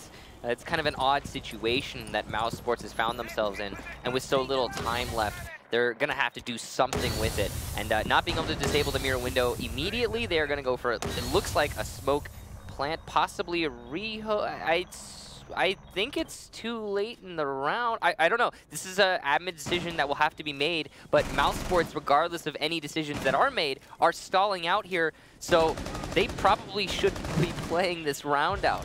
Guys will get Neptunes, my man will get Hyper, so Obey getting a distinct lead as the attack completely stalls for Mouse. Here comes the vault from Skies, another one for him. Vert gets two though, Benji Abasco down from the window. Adam's gonna shut him out. And Beastly, the final attacker, goes for the push but cannot get any kills. Skies will get that. So of course, there's Obey is, or rather, sorry, Mouse is saying there were some bugged smokes, but that is an admin decision to see what happens. Honestly, that round. Looking at the normal rule book, is by the end of the first minute or by the first kill of the round, rehosts are no longer available unless it's something huge. Yeah, and I don't think that was... I don't think that was... Well, we can only speculate. Again, I really do want to hammer this in. We're not admins. We don't do the ruling on this, and it is being done right now. So we'll figure out what is decided on that. But I agree with you. My understanding of the rulebook tells me that that should just be a win for the defense, for Obey. Yeah. So, but we'll see what happens. We'll wait for the admin. Yeah, we'll be waiting for our admins, for Vets, for BK to confirm and let us know what exactly happened there. So it's all up to them. We're just quoting the rule book directly. Yeah, so we'll find out. We'll find out as time moves forward. We're just waiting now to see what's going to go on, if we're going to have a rehost or what happens moving forward. All right. Because honestly, yeah, we're just waiting on information. We're still waiting for admin. So that round though, smokes aside, let's analyze that a little bit. So the way that Mouse were attacking, they came in from Square Skylight. Very dangerous push if it's the only way you're going to be addressing the site. They didn't have a crossfire well established. From the hallway. Yeah, usually you see it from the hallway. You'll see it, and the hallway control established from stockroom most of the time. And there was a little bit of that emphasis put down. It looks like we're just gonna. So it looks like we're probably just gonna keep playing. I haven't actually been told anything, but as we're bringing things up on the screen, we'll just assume that's what's happening, which means it's likely we can assume that Obey took the first round. However, again, I would like you all to just keep in mind that we're waiting on an admin decision for that. Anyway, yes, that last round, a very one-dimensional attack.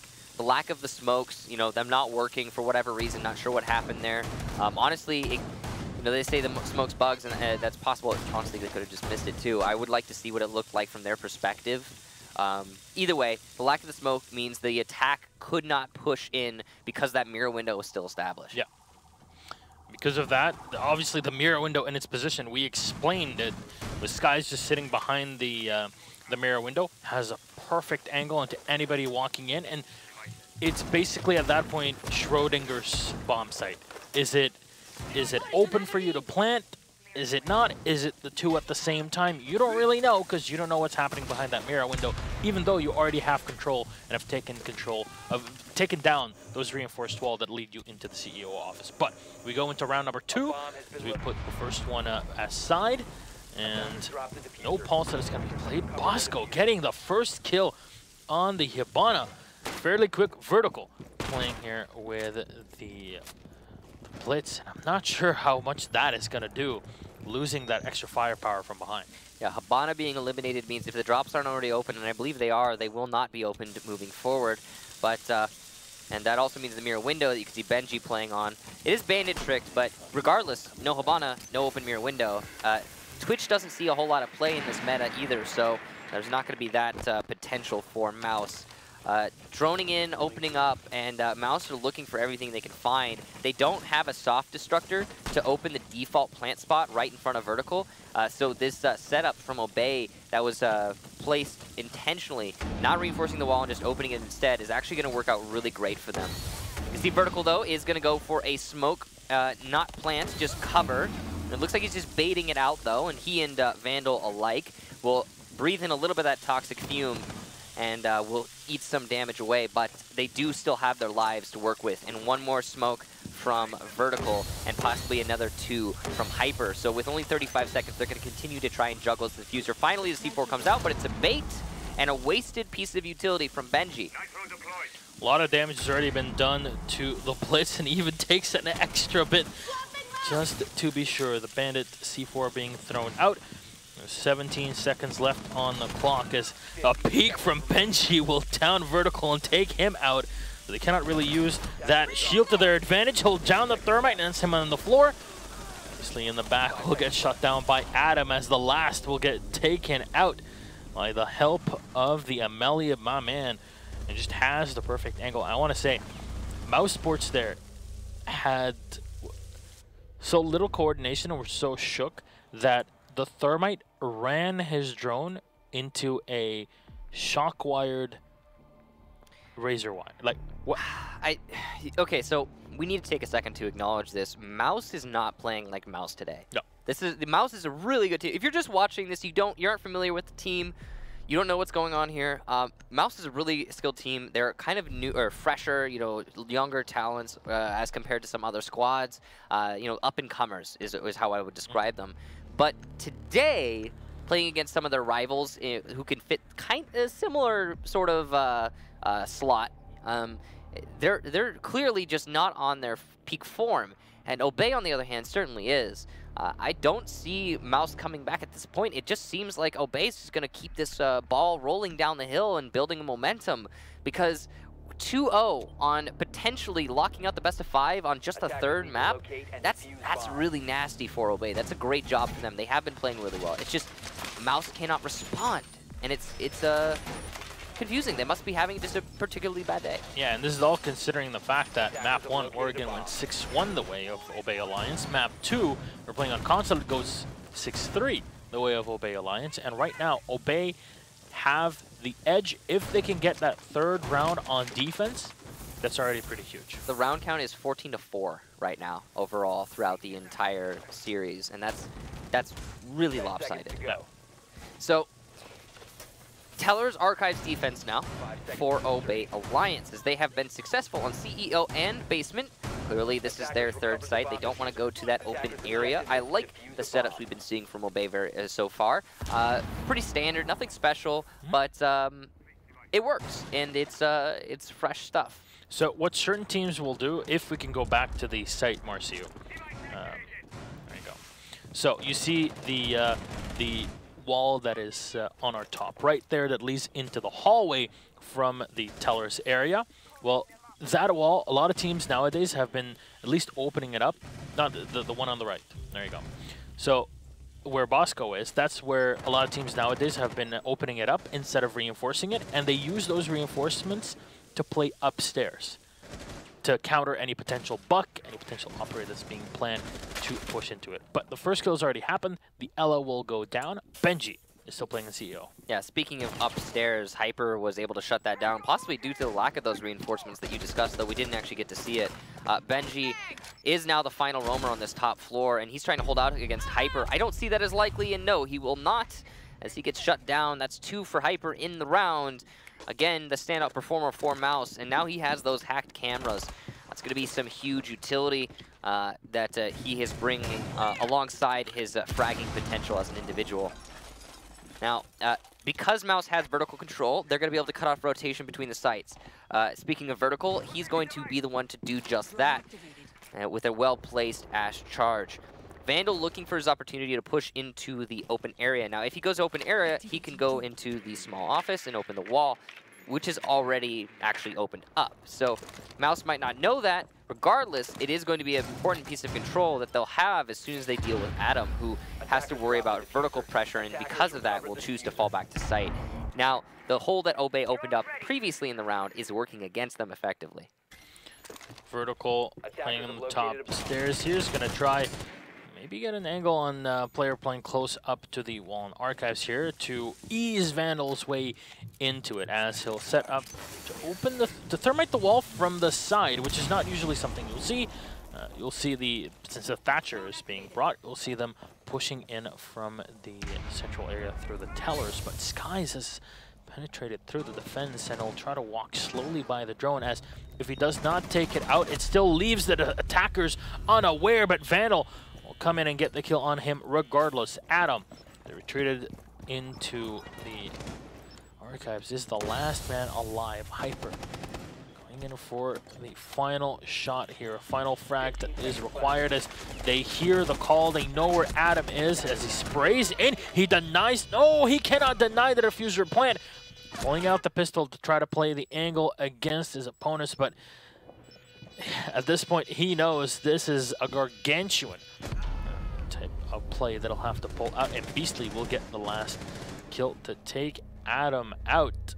Mouse, we were just saying maybe they've run out of steam, but it looks like they're just coming back into it. Yeah, and just the perfect timing. They're at their last legs. They have to keep getting these rounds. If they don't, it's all over. If they don't win on bank, of course, that the series is done. I think a lot of that has to do with Hyper and his ability to get that 2K in the beginning of the round, and from there, vertical control, vertical opening the holes, and maintaining them, and it was a simple push from there on out. Now, what I want to ask you, Michael, is since you have quite a bit more competitive knowledge and experience within Siege, we're mentioning Skies, we're mentioning Hyper and their plays. However, what happens around them in terms of support and droning to get them to go for those kills? Well, quite a lot. I mean, it's not just Hyper and Skies. They are, like you said, they are getting the frags. But Hyper was allowed to push into that top floor, for example, in the previous round because his teammates were droning for him. And if it weren't for that, then he would probably not have been able to so easily get that 2K. You know, if you're pushing into a building, these players aren't just omniscient, you know? They don't understand everything that's going on all the time in these matches. And if they did, then that would be pretty crazy, and I imagine people would talk about them as, oh my god, he's the best player ever, but that player doesn't exist because every player who does entry on every team that's worth a damn has a player to support him and drone him into the building. Not just always an individual player either, sometimes multiple teammates, sometimes different teammates in different situations. A point here is these entry frag players would be very little, not nothing, but very little without support players to drone them into the building. The problem is, Gassan, it's so hard to see those players. Exactly. You know, from a spectator's perspective, it's basically impossible because we're stuck in these tunnel visions, and we're only seeing one individual player's perspective at a time. and the drones are such a small, you know, thing on they're like a blip on the screen, and you know we just saw them right there, and now it's hard to really keep track of them. So it's hard to tell who, it's hard to tell when, it's hard to tell where, but there's always a support player, you know, droning someone in and giving information. And that network of information that a team develops over time is one of the most important tools for any team. And it's always interesting to add to the current conversation a lot of people are having around the real power of support players within the game.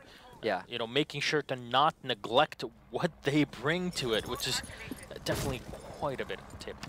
After this next round, well, I guess I can bring it up now. You know, a lot of people often ask me, is like, oh, Kix, you're half deaf. How did you ever play competitively? And the truth is because you just usually have information from your teammates. The comms are, it's so great. It's like you always know what you're dealing with. You're never confronted with a conundrum. And when you are confronted with a conundrum, oftentimes your game sense for practice is so well refined that it doesn't really get in your way. But all that said, Bosco, first kill of the round. Neptune's eliminated. That's the Habana. No more projectile-based hard destruction. It's going to leave just a Vandal, the Thermite. But that's obviously the best tool for this job. The problem is, what did we see from Mouse the first time they attacked on this site? A very one-dimensional assault that all came from the square skylight. This time, they're repelling. But I don't know if that's enough to change things up. The thing is, they cannot deal with the mirror windows that are set up, especially the one in Janitor, because they don't have the Habana, even if they have the in piece of the Thatcher. You see Hyper just spraying into the back, hopeful, maybe, for a kill off of it. The C4 is going to get thrown in and really will not connect as Hyper will back off. Vertical has a line of sight into the CEO office, but has not been able to find anybody just yet. Now, a bit of damage has been done to Adam on the castle. As I say that, has another shot landing in his side, but he will still survive. And you need as many men as possible for this defense. I'll get the spot as Bosco looking for his second kill of the round. Cannot find the head of the IQ, but very little time left on the clock as Skies will go out of his way to go for this aggressive play. 2 kills will go the way of Mouse Sports as Adam gets 1. Mao is still going for it as my man is the last man alive, but he can't hit it. Vertical turns around. And what was that? Everything was going the way of Obey. And then the mistake. Let's get greedy and jump out from the mirror window that gave us perfect control of not only Janitor, the hallway, but also the entirety of the site, basically. Yeah. Definitely some major mistakes there. By the way, just a quick clear up for those of you wondering, and it is too late to change anything at this point, but as it turns out, the final admin decision was indeed, yeah, Obey would not have gotten, or sorry, rather, Mouse would not have gotten that rehost, yeah, because it was too late in the round, and the rule book is pretty clear on that topic. Yeah. So the results that we see here are as they would be, no matter given any situation, and it is confused. I think it really just a little bit of a trip up that Mouse had when they chose to stop flat on their attack. Even though they are very familiar with the rule set that we do have, it's always good to report at least a bug or something that they might have had.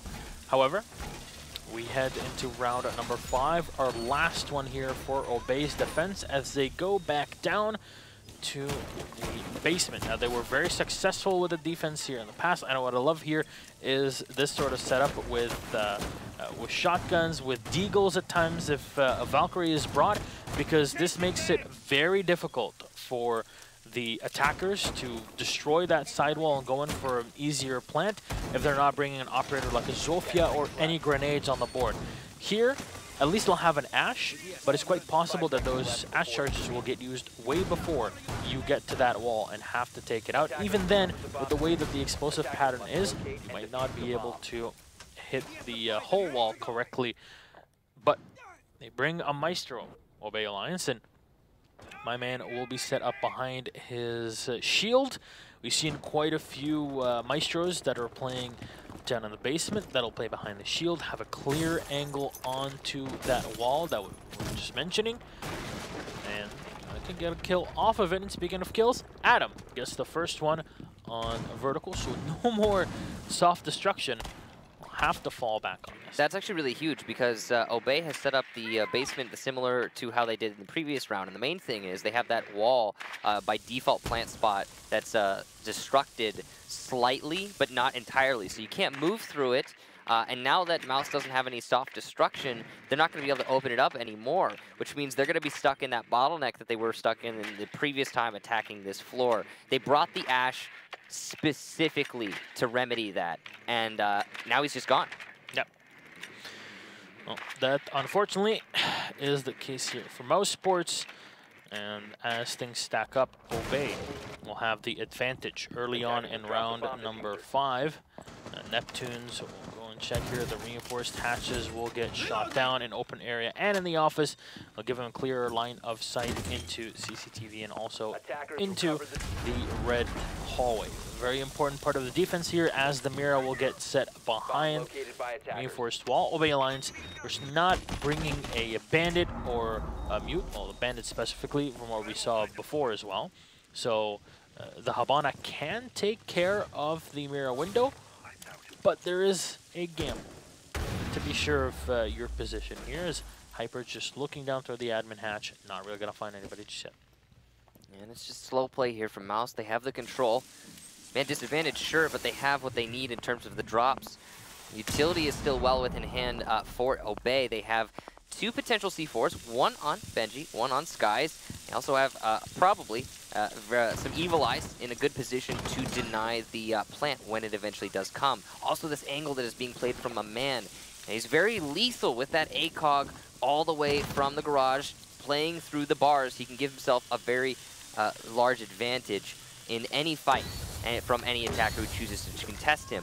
Now, here comes the smokes and the push. Benji's going to get hyper as he attempts to rush the red hallway, so that's just a completely unsuccessful push.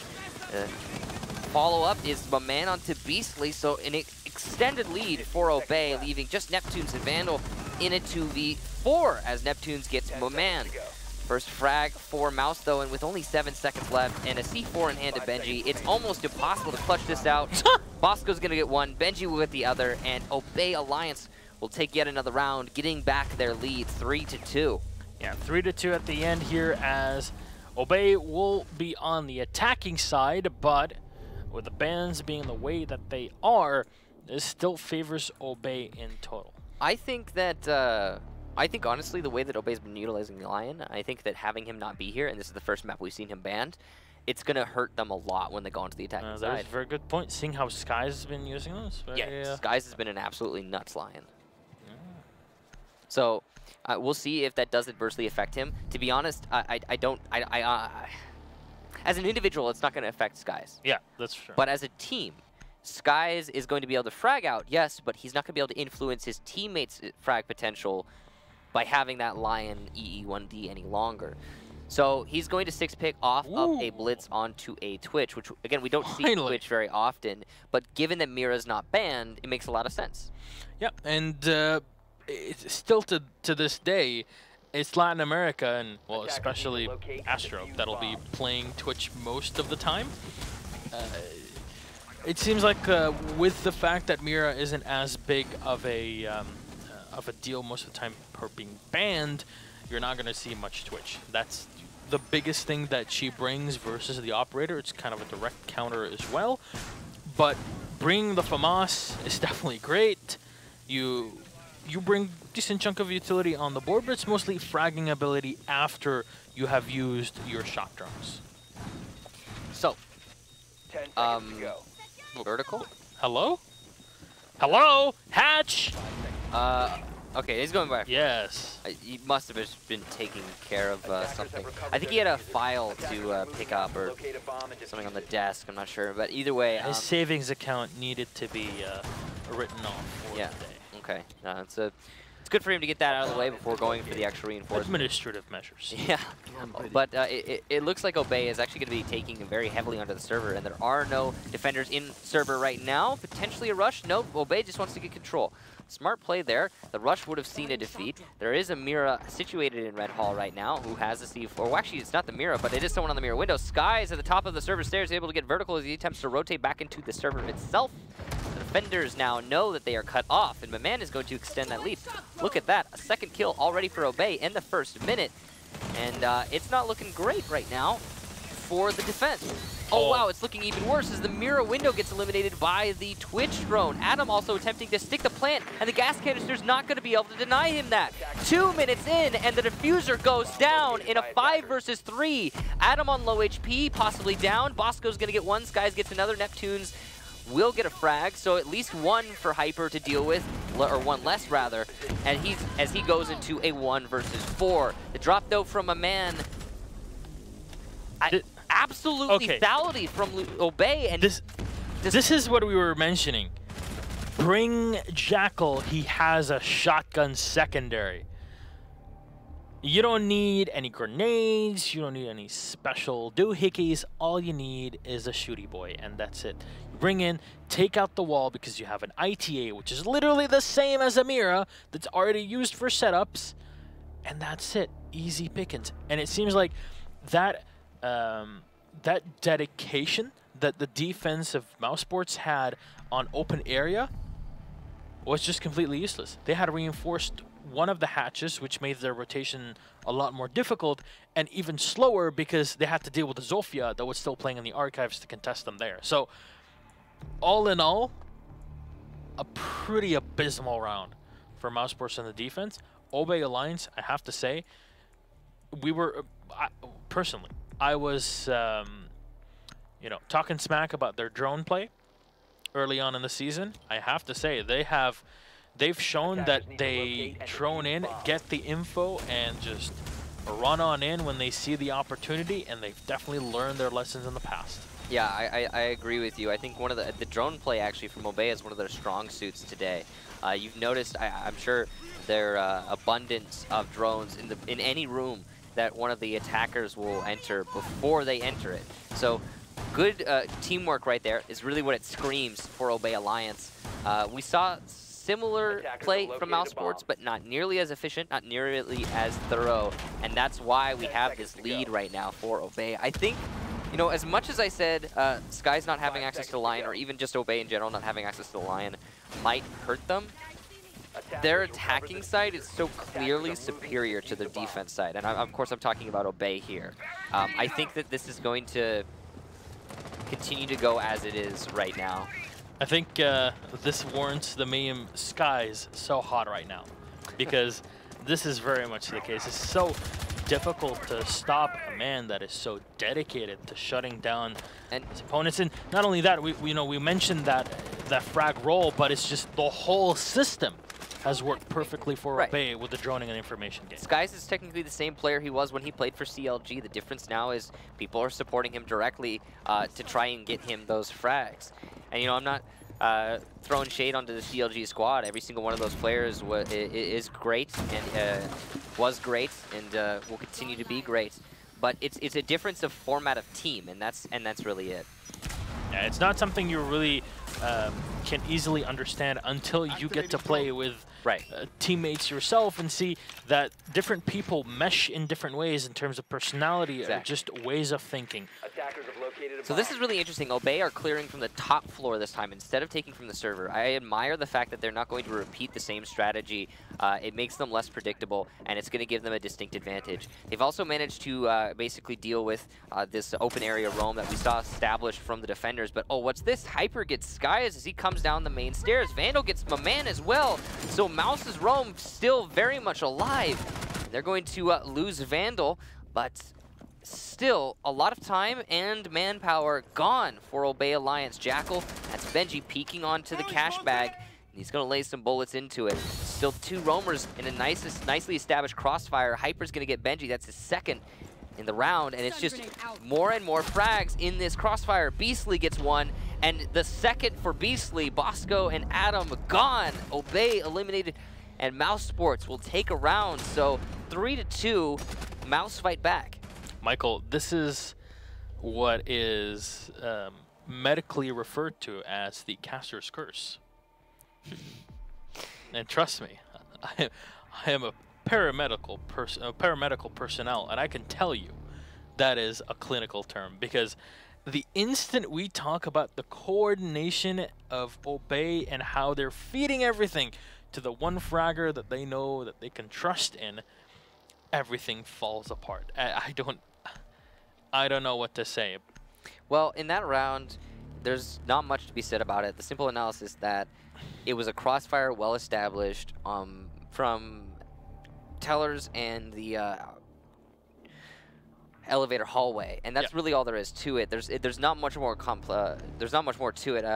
The smokes, the utility, the attackers use a whole lot to try and deal with said crossfire, but ultimately they were challenging from really awkward angles, and they got unlucky, and it does happen.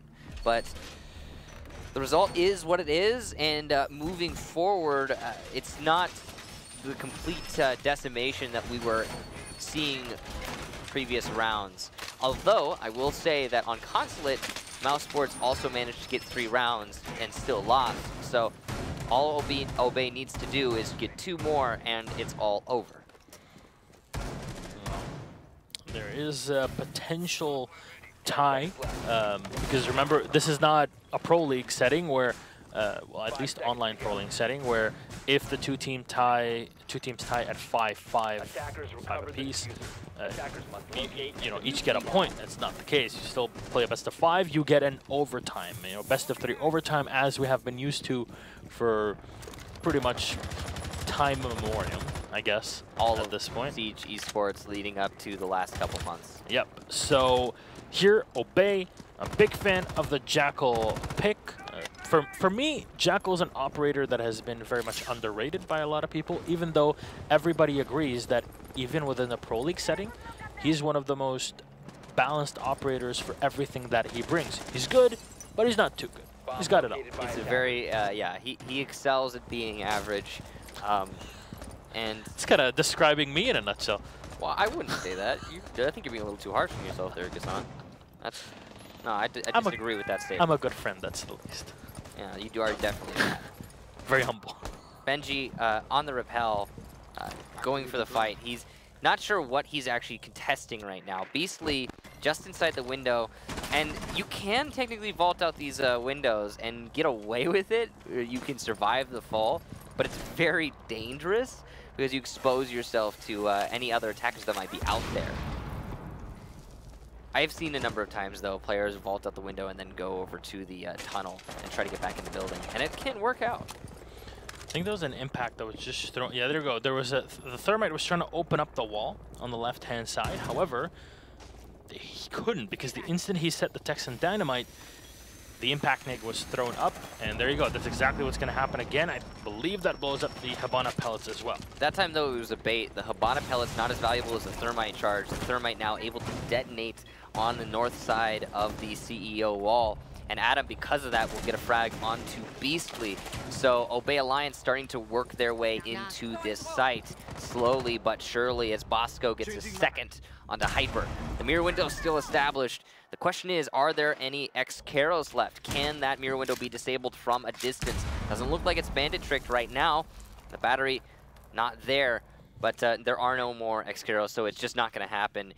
Then it's going to be reliance on utility or just frags and frags alone as Benji gets vertical.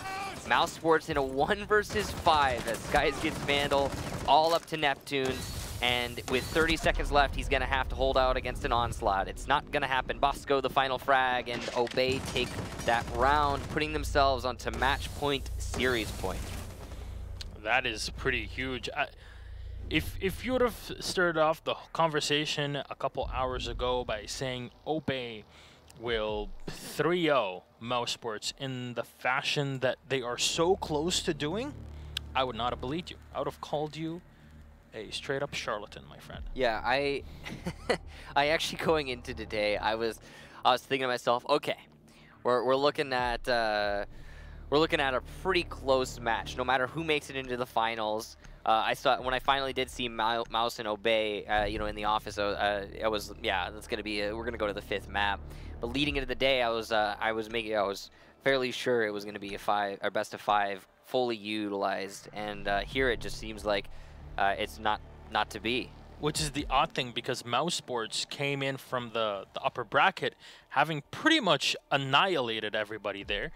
But this is, at least looking at it from the outside, a recurring thing for Mouse Sports. Every single time they get presented with the big opportunity, they kind of fall flat on the execution. Yeah, But see, they're a not great that- team. yeah, They just they struggle sometimes in certain matches. It's an odd phenomenon. well, we'll see what they do on this open area defense. We'll bring in the Maestro. We'll have the Mira as well. Now, for me personally, defending open area without a Mira is kind of a pain. But I'm glad that she isn't banned this time around, because you can use her to protect your back. And a lot of times, the hallway, the elevator hallway, is your biggest enemy if you're on the defense, other than the hatches that are looking from the trading office. Yeah, the elevator hallway can be mischievous when it comes to this defense. Although the way that it's being set up by Mouse Sports right now, I don't think they're going to worry too much about it. The drop downs are unreinforced, but that's by design for Mouse. The reason they're not reinforced is Mouse are doing the heavy cafeteria hold, whereby they don't give a darn about those drops, because the expectation is for Obey to push into open area, and then as they push into open area, be torn apart by the mirror windows in cafeteria. And this is why we're talking about, you know, relying on the mirror windows for this defense. Right, and that's the problem, in my opinion. The strategy is interesting, but you are very much doing just that. You're relying on a piece of utility that can be countered. And there is a Twitch right now on Obey Alliance. So that Twitch, if given the opportunity to, and successfully opening up the mirror windows, effectively destroys this defensive strategy from Mouse Sports and will force them into a really tricky spot, because those drop downs not being reinforced without the mirror windows means that now you have nowhere to anchor. Alright, well, the lifeline should get used here to open up the hatches. As I wonder what Benji's bringing. He's bringing smoke grenades. He won't have breaching charges to play with, but you know what? He's got an ITA. He doesn't even need anything else. That's why we're talking about Jackal hyping him up so much, because he can just one or double tap the hatches. Don't even need to use the Zofia lifelines, and they can just keep that utility for later. All it takes is a couple shots with a shotgun. Easy. Speaking of all it takes, all it will take here for Obey to get the win is for 5 frags or a defuse plant and time in the next 1 minute, 12 seconds. Now, on the other hand, Mouse are going to have to win a couple more rounds after this. Skies with an impressive push onto Vertical, who's not paying attention. Good information communication for Obey. Yet again, the drone work really excelling for Obey Alliance and allowing Skies to shine. Benji looking down into the open area, has not found anybody just yet. As Skies, see even the reinforcements that they set up in the archives, as Benji gets a free kill on Neptunes. We're talking about the mirror windows to be used by the defense to their advantage, but it seems like they're nullifying it on their own. Skies comes on in and gets one more on Beastly. 2 players left alive with Hyper and Vandal versus the 5 of Obey that have taken 0 damage so far. Benji will get one on Vandal, as Hyper will just hip fire with the LMG. He'll get 1 kill on my man, but there's 4 players left alive, and Diffuser has just been set. They have eyes on him as well. He switches over to his camera. Hyper pretty much out of options here, Michael. This is not a position you want to be in, and Obey are so close and looking good to clean this up for the 6th round that they need on the board. Bosco holding up in Janitor. Hyper delaying the inevitable at this point, as he will have to jump down. He sprays in. He still gets the kill on Skies. But there's 3 more left alive, and they use the mirror window and the top floor to their advantage. And ladies and gentlemen, GG well played.